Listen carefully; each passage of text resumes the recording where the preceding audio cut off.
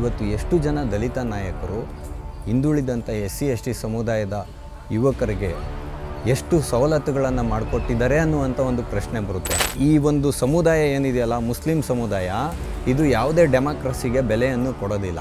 ನಮ್ಮನ್ನು ಆಳ್ತೀವಿ ಅಂತ ಬಂದಂಥ ನಾಯಕರು, ನಮ್ಮ ಸಮುದಾಯಗಳ ನಾಯಕರು ಈ ರೀತಿಯಾದ ಅಸಂಬದ್ಧವಾದ ಹೇಳಿಕೆಗಳನ್ನು ಕೊಡ್ತಾ ಇದ್ದರೆ ಇವರೆಲ್ಲ ಚಪ್ಪಾಳೆ ತೊಟ್ಕೊಂಡು ನಗುತ್ತಾರಲ್ವ. ಇದು ಯಾವ ದಲಿತರ ಸ್ವಾಭಿಮಾನವನ್ನು ಕೆಣಕದಂತೆ ಆಗೋದಿಲ್ವಾ? RSS ಬಗ್ಗೆ ಮಾತಾಡುವಾಗ ಎಚ್ಚರಿಕೆಯ ಹೆಜ್ಜೆಗಳನ್ನು ಇಡಬೇಕು.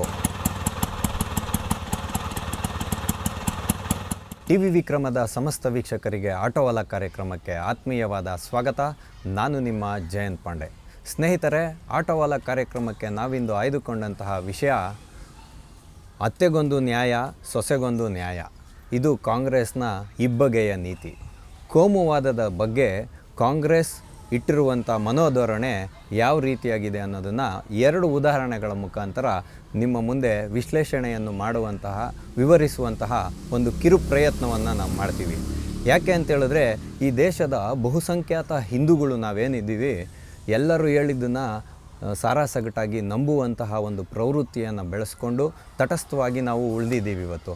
ಹಾಗಾಗಿಯೇ ರಾಜಕಾರಣಿಗಳು ತಮ್ಮ ಎಲುಬಿಲ್ಲದ ನಾಲಿಗೆಯ ಮುಖಾಂತರ ಏನು ಬೇಕಾದರೂ ಮಾತನಾಡುವಂತಹ ಪ್ರವೃತ್ತಿಯನ್ನು ಬೆಳೆಸ್ಕೊಂಡಿದ್ದಾರೆ.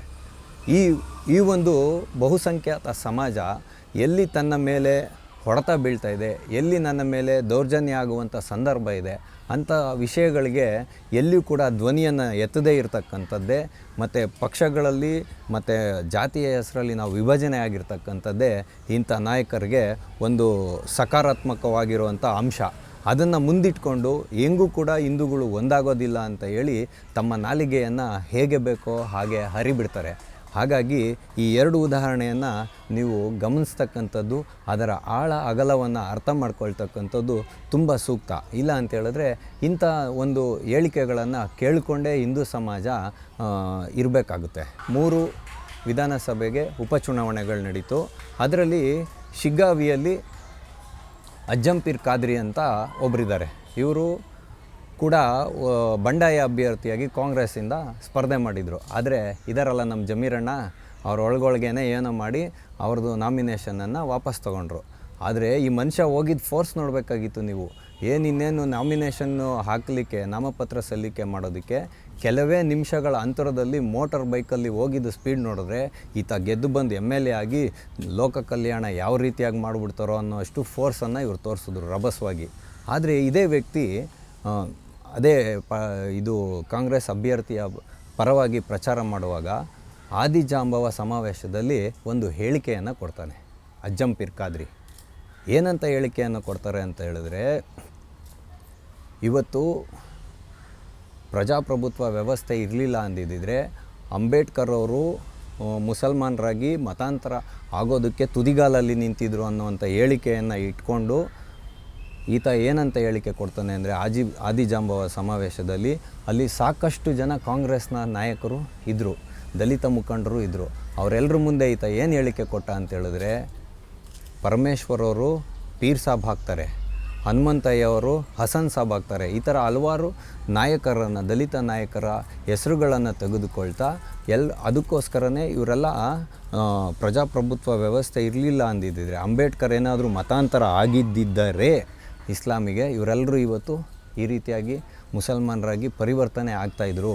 ಅದಕ್ಕೋಸ್ಕರನೇ ಎಲ್ಲೆಲ್ಲಿ ಕಾಲನಿಗಳಿದೆ, ಎಲ್ಲೆಲ್ಲಿ ವಸತಿಗಳಿದೆ ದಲಿತರದು, ಅದ್ರ ಪಕ್ಕ ಎಲ್ಲ ದರ್ಗಾ ಇರ್ತಕ್ಕಂಥದ್ದು ಅಂತ ಹೇಳುವಂಥ ಒಂದು ಹೇಳಿಕೆಯನ್ನು ಕೊಡ್ತಾರೆ. ಖಂಡಿತವಾಗ್ಲೂ ಯಾರು ಇದನ್ನು ನಾವು ಅಲ್ಲಗಳೆಯೋಕ್ಕೆ ಹೋಗಲ್ಲ. ಯಾಕೆ ಅಂತ ಹೇಳಿದ್ರೆ, ಹಿಂದೂ ಸಮಾಜ ಜರ್ಜರಿತ ಆಗಿತ್ತು, ವಿದೇಶಿ ಆಕ್ರಮಣಕೋರರ ದಾಳಿಗಳು ಹೆಚ್ಚಾಗಿತ್ತು. ಆಗ ಸಮಾಜದಲ್ಲಿ ಜಾತಿ ಸಂಘರ್ಷ, ಅಸ್ಪೃಶ್ಯತೆ, ಕೆಲವು ದೌರ್ಜನ್ಯಗಳು ಆಗಿರೋದು ಉಂಟು.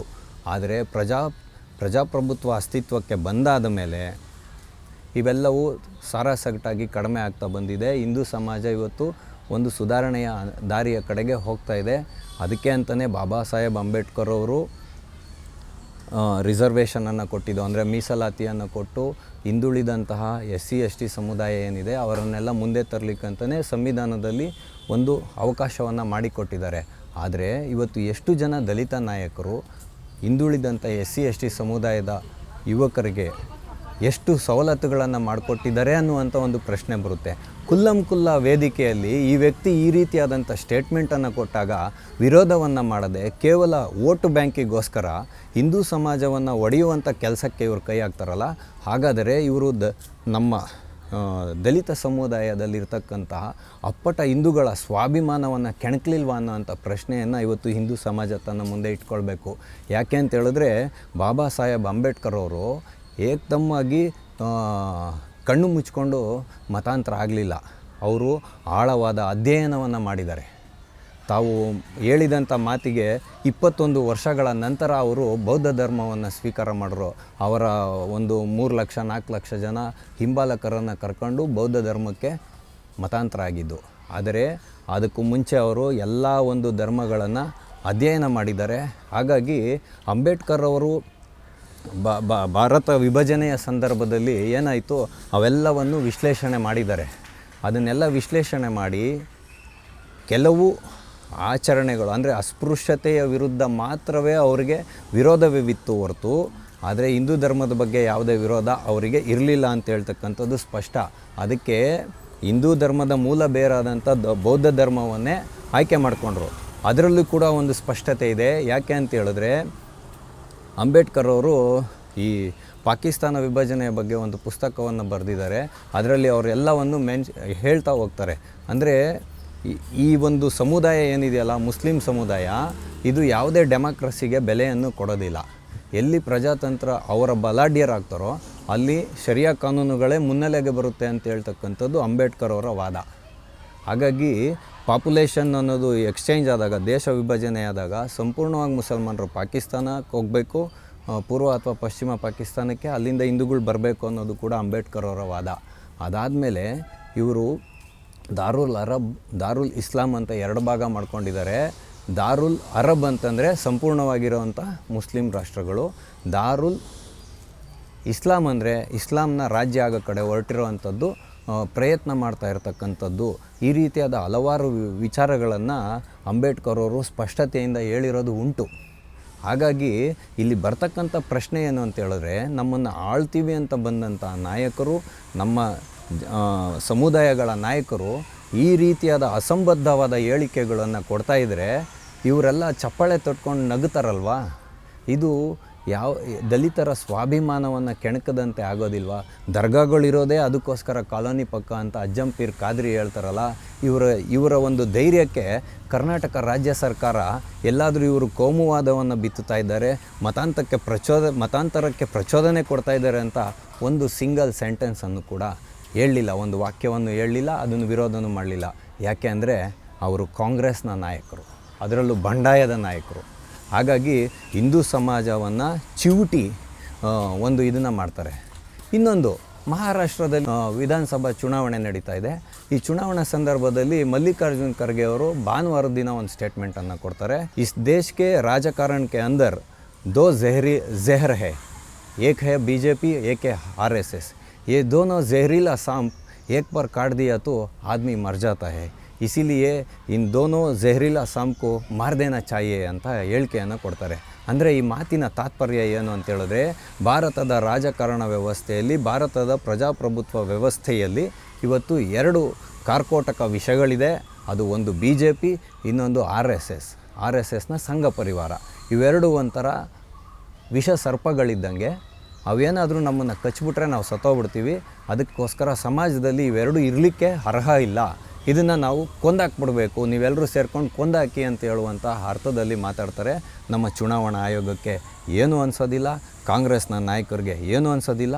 ಅಲ್ಲಿ ನೆರೆದಿರುವಂಥ ಬೃಹತ್ ಸ್ತೋಮದಲ್ಲಿರ್ತಕ್ಕಂಥ ಕಾಂಗ್ರೆಸ್ನ ಹಿಂಬಾಲಕರು ಯಾರಿದ್ರು ಆ ರ್ಯಾಲಿಯಲ್ಲಿ, ಅವ್ರಿಗೂ ಕೂಡ ಏನೂ ಅನಿಸೋದಿಲ್ಲ. ಹಿಂದೂ ಸಮಾಜದ ಮುಖಂಡರಿಗೂ ಕೂಡ ಇದು ಏನು ಒಂದು ಸ್ಟೇಟ್ಮೆಂಟ್ ಆಗಿ ಕಂಡು ಬರೋದಿಲ್ಲ. ಆದರೆ RSS ಪ್ರತಿನಿಧಿಸ್ತಾ ಇರತಕ್ಕಂಥದ್ದು ಅಪ್ಪಟ ಹಿಂದುತ್ವವಾದವನ್ನು, ನಿಸ್ವಾರ್ಥವಾದ ಹಿಂದುತ್ವವಾದವನ್ನು. ನೀವೊಂದು ಪೊಲಿಟಿಕಲ್ ಪಾರ್ಟಿಯಾಗಿ BJPಯನ್ನು ಏನು ಬೇಕಾದ್ರೂ ಅಂದ್ಕೊಳ್ಳಿ, ಅದಕ್ಕೆ ಯಾರೂ ಅಷ್ಟಾಗಿ ಹೇಳಿಕೆಯನ್ನು ಕೊಡೋಕ್ಕೋಗಲ್ಲ, ನಿಮಗೆ ವಿರೋಧ ಮಾಡೋಕ್ಕೋಗಲ್ಲ. ಆದರೆ RSS ಬಗ್ಗೆ ಮಾತಾಡುವಾಗ ಎಚ್ಚರಿಕೆಯ ಹೆಜ್ಜೆಗಳನ್ನು ಇಡಬೇಕು. ಜೀವನದ ಸಂಧ್ಯಾ ಕಾಲದಲ್ಲಿರ್ತಕ್ಕಂಥ ಮಲ್ಲಿಕಾರ್ಜುನ ಖರ್ಗೆ ಅವರೇ, ನಿಮ್ಮ ಮೇಲೆ ಅಪಾರವಾದ ಗೌರವವನ್ನು ನಾವು ಇಟ್ಕೊಂಡಿದ್ದೀವಿ. ಆದರೆ ಈ ರೀತಿಯಾದಂಥ ಕ್ಷುಲ್ಲಕವಾದ ಹೇಳಿಕೆಗಳನ್ನು ಕೊಡೋದ್ರ ಮುಖಾಂತರ ನಿಮ್ಮ ಆ ಗೌರವಕ್ಕೆ ಧಕ್ಕೆ ತಗೊಳ್ಬಾರ್ದು ಅಂಥ ಕೆಲಸವನ್ನು ನೀವು ಮಾಡ್ತಾಯಿದ್ದೀರಾ. ಆದರೆ ನಿಮ್ಮ ಮುಂದೆ ಇರತಕ್ಕಂಥ ಪರಿಸ್ಥಿತಿ ಏನು ಅನ್ನೋದನ್ನು ನೀವು ಒಮ್ಮೆ ಪ್ರಶ್ನೆ ಮಾಡ್ಕೊಳ್ಳಿ. ಇವತ್ತು ನೀವು ಯಾವುದೋ ಒಂದು ಸಿಕ್ಕ ಅವಕಾಶದಿಂದ ಇವತ್ತು ಕಾಂಗ್ರೆಸ್ನ ಅಧ್ಯಕ್ಷರಾಗೋಗಿದ್ದೀರಾ. ಮಹಾರಾಷ್ಟ್ರ ವಿಧಾನಸಭಾ ಚುನಾವಣೆಯಲ್ಲಿ ಏನಾದರೂ ಸ್ಪಷ್ಟ ಬಹುಮತ ಬಂತು ಅಂತ ಹೇಳಿದ್ರೆ ನಿಮ್ಮನ್ನು ಹೊರಗಡೆ ಕಳಿಸುವಂಥ ಎಲ್ಲ ಶತಪ್ರಯತ್ನವು ಕಾಂಗ್ರೆಸ್ನ ಹೈಕಮಾಂಡ್ನಿಂದ ನಡೀತಾ ಇರೋದು ಮೇಲ್ನೋಟಕ್ಕೆ ಗೋಚರವಾಗುತ್ತೆ. ಯಾಕೆ ಅಂತ ಹೇಳಿದ್ರೆ ಕಾಂಗ್ರೆಸ್ನ ಸ್ಟಾರ್ ಪ್ರಚಾರಕರಾದ ಸೋನಿಯಾ ಗಾಂಧಿಯವರು ಮತ್ತು ಪ್ರಿಯಾಂಕಾ ವಾಡ್ರಾ ಅವರು, ರಾಹುಲ್ ಗಾಂಧಿಯವರು ಈ ಬಾರಿ ಮಹಾರಾಷ್ಟ್ರ ಚುನಾವಣೆಯಲ್ಲಿ ಮಾಡಿದಂಥ ಪ್ರಚಾರದ ವೈಖರಿಯನ್ನು ನೋಡ್ರೇ ನಿಮ್ಗೆ ಅರ್ಥ ಆಗುತ್ತೆ. ಹಾಗಾಗಿ ನಿಮ್ಮನ್ನು ಇಲ್ಲಿ ಬಲಿಪಶು ಮಾಡೋಕ್ಕೆ ಹೊರಟಿರತಕ್ಕಂಥದ್ದು ಶತಸಿದ್ಧ. ಏನಾದರೂ NDA ಸರ್ಕಾರ ಅಸ್ತಿತ್ವಕ್ಕೆ ಬಂತು ಅಂತೇಳಿದ್ರೆ ನಿಮ್ಮ ಅಧ್ಯಕ್ಷದ ಪಟ್ಟ ಒತ್ಕೊಂಡು ಉರಿಯುತ್ತೆ. ನೀವು ಇವತ್ತು ಮುಸಲ್ಮಾನ್ ಸಮುದಾಯವನ್ನು ಓಲೈಕೆ ಮಾಡೋದಕ್ಕೋಸ್ಕರ ನಿಮ್ಮ ಪುತ್ರ ಇದ್ದಾರಲ್ಲ ಪ್ರಿಯಾಂಕ ಖರ್ಗೆ ಅವ್ರು ಏನಂತ ಹೇಳಿದ್ರು ಅನ್ನೋದನ್ನು ನೆನ್ಪಿಟ್ಕೊಳ್ಳಿ. ರಜಾಕರ್ ಅಲ್ಲದೆ ಇರೋವಂಥ ಮುಸಲ್ಮಾನರು ಅಂತ ನೀವು ಇವತ್ತು ಸಮರ್ಥನೆ ಮಾಡ್ತೀರಾ, ನಿಮ್ಮ ಕುಟುಂಬವನ್ನು ಕರುಣೆ ಇಲ್ಲದೆ ಕೊಂದಂಥವ್ರನ್ನು. ಆ ರೀತಿ ಕೀಳು ಮಟ್ಟದ ಸಮರ್ಥನೆಗೆ ಇಳಿಬೇಡಿ. ನಾನಿಲ್ಲಿ ಹೇಳಕ್ಕೆ ಹೊರಟಿದ್ದೇನು ಅಂತೇಳಿದ್ರೆ ಅತ್ತೆಗೊಂದು ನ್ಯಾಯ, ಸೊಸೆಗೊಂದು ನ್ಯಾಯ ಅಂತ ಇವತ್ತು ಕಾಂಗ್ರೆಸ್ನ ಧೋರಣೆ ಇದೆಯಲ್ಲ, ಇದನ್ನು ಹಿಂದೂ ಸಮಾಜ ನೀವು ನೆನ್ಪಿಟ್ಕೊಳ್ಳಿ. ಈ 2 ಉದಾಹರಣೆಗಳು, ಇದು ಕೋಮುವಾದ ಹೌದೋ ಅಲ್ಲವೋ ಅನ್ನೋದನ್ನು ನಮ್ಮ ವೀಕ್ಷಕರು ಪ್ರಶ್ನೆಯನ್ನು ಇಟ್ಕೊಳ್ಬೇಕು. ಇವೆರಡು ಕೋಮುವಾದ ಅಲ್ವಾ? ಖಂಡಿತವಾಗ್ಲೂ. ಆದರೆ ಯೋಗಿ ಆದಿತ್ಯನಾಥ್ ಅವರು ಬಟೆಂಗೆ ತು ಕಟೆಂಗೆ ಅಂತ ಹೇಳಿದ್ದನ್ನು ಮಲ್ಲಿಕಾರ್ಜುನ್ ಖರ್ಗೆ ಅವ್ರೇನು ಹೇಳ್ತಾರೆ ಗೊತ್ತಾ? ಬಾಟೆಂಗೆ ತು ಕಾಟೆಂಗೆ ಅಂತ ಹೇಳ್ತಾರೆ. ಅದಕ್ಕೂ ಇದಕ್ಕೂ ಅಜಗಜಾಂತರವಾದ ವ್ಯತ್ಯಾಸ ಇದೆ. ಬಟೆಂಗೆ ತು ಕಟೆಂಗೆ ಅಂತಂದರೆ ನಾವು ಒಗ್ಗಟ್ಟಾಗಿರಲಿಲ್ಲ ಅಂತ ಹೇಳಿದ್ರೆ ನಮ್ಮನ್ನು ಸಮಾಪ್ತಿ ಮಾಡೋದಕ್ಕೆ ಎಲ್ಲ ದಾರಿಯೂ ಸಿಗುತ್ತೆ ಅಂತ ಹೇಳ್ತಕ್ಕಂಥ ಅರ್ಥ ಬರುತ್ತೆ. ಬಟೆಂಗೆ ತು ಕಟೆಂಗೆ ಅಂತಂದರೆ ನೀವು ವಿಭಜನೆ ಆದರೆ ಕೊಂದಾಗ್ತೀವಿ ಅನ್ನೋ ಅರ್ಥ ಮಲ್ಲಿಕಾರ್ಜುನ್ ಖರ್ಗೆ ಅವರು ಹೇಳಿದಂಥ ಅರ್ಥದಲ್ಲಿ ಬರುತ್ತೆ. ಇದೆಲ್ಲವನ್ನು ಓರೆ ಹಚ್ಚಿ ನೋಡಬೇಕು ನಾವು. ಹಾಗಾಗಿ ಇದೇ ಒಂದು ವ್ಯತಿರಿಕ್ತವಾದ ಹೇಳಿಕೆಗಳನ್ನು ಬೇರೆ ಯಾರಾದರೂ ಅನ್ಯ ಪಕ್ಷದ ನಾಯಕರು ಕೊಟ್ಟಿದ್ದರೆ ಕಾಂಗ್ರೆಸ್ನ ಧೋರಣೆ ಇದೇ ರೀತಿಯಾಗಿ ಇರ್ತಾಯಿತ್ತಾ? ಇವತ್ತು ಸುಳ್ಳು ಸುದ್ದಿಯನ್ನು ಹಬ್ಬಿಸ್ತಾರೆ, ಕೋಮುವಾದವನ್ನು ಬಿತ್ತುತ್ತಾರೆ ಅಂಥೇಳಿ ಎಷ್ಟೋ ಜನರ ಮೇಲೆ FIRಗಳನ್ನು ದಾಖಲು ಮಾಡ್ತಕ್ಕಂತಹ, ಸಮಾಜದ ಸ್ವಾಸ್ಥ್ಯವನ್ನು ಕೇಳಿಸ್ತಾರೆ ಅಂತ ಹೇಳುವಂತಹ 136 ಸೀಟನ್ನು ಹೊಂದಿರತಕ್ಕಂಥ ಕಾಂಗ್ರೆಸ್ ಪಾರ್ಟಿ ಇಂತಹ ಹೇಳಿಕೆಗಳ ಬಗ್ಗೆ ಯಾವ ಒಂದು ಧೋರಣೆಯನ್ನು ಹೊಂದಿದೆ ಅನ್ನೋದು ನಿಮ್ಮೆಲ್ಲರ ಒಂದು ವಿವೇಚನೆಗೆ ಬಿಟ್ಟಂತಹ ವಿಚಾರ ಆಗಿರುತ್ತೆ. ಹಾಗಾಗಿ ಹಿಂದೂ ಸಮಾಜ ಇಂಥ ಹೇಳಿಕೆಗಳನ್ನು ಕೂಲಂಕುಷವಾಗಿ ಗಮನಿಸಿ ಈ ರೀತಿಯಾಗಿ ಎಲುಬಿಲ್ಲದ ನಾಲಿಗೆಯನ್ನು ಹರಿಬಿಡುವ ನಾಯಕರಿಗೆ ಮುಂದಿನ ಚುನಾವಣೆಗಳಲ್ಲಿ ತಕ್ಕ ಉತ್ತರವನ್ನು ಕೊಡಬೇಕು ಅಂತ ಹೇಳುವಂಥ ವಿಚಾರದೊಂದಿಗೆ ಆಟವಾಲ ಕಾರ್ಯಕ್ರಮವನ್ನು ನಾವಿಂದು ಮುಗಿಸ್ತಾ ಇದ್ದೇವೆ. ಮುಂದೆ ಇಂತಹದ್ದೇ ಒಂದು ಕುತೂಹಲಕಾರಿಯಾದ ವಿಷಯದೊಂದಿಗೆ ನಾವೆಲ್ಲರೂ ಮತ್ತೆ ಭೇಟಿಯಾಗೋಣ. ಅಲ್ಲಿಯವರೆಗೂ TV ವಿಕ್ರಮವನ್ನು ಸಬ್ಸ್ಕ್ರೈಬ್ ಮಾಡುವುದರ ಮುಖಾಂತರ, ನಿಮ್ಮ ಸದ್ವಿಚಾರಗಳನ್ನು ಕಾಮೆಂಟ್ ಮಾಡುವುದರ ಮುಖಾಂತರ ಹಾಗೂ ಶೇರ್ ಮಾಡುವುದರ ಮುಖಾಂತರ ನಮ್ಮನ್ನು ಪ್ರೋತ್ಸಾಹಿಸಿ. TV ವಿಕ್ರಮ, ದೇಶ ನಿಮ್ಮ ಕೈಯಲ್ಲಿ. ಈ ಕಾರ್ಯಕ್ರಮ ನಿಮಗೆ ಇಷ್ಟ ಆಗಿದ್ದಲ್ಲಿ ಲೈಕ್, ಶೇರ್ ಹಾಗೂ ಕಮೆಂಟ್ ಮಾಡಿ. TV ವಿಕ್ರಮದ ಕಾರ್ಯಕ್ರಮಗಳನ್ನು ನಿರಂತರವಾಗಿ ವೀಕ್ಷಿಸಲು ಸಬ್ಸ್ಕ್ರೈಬ್ ಮಾಡಿ, ಬೆಲ್ ಐಕನ್ ಒತ್ತಿ.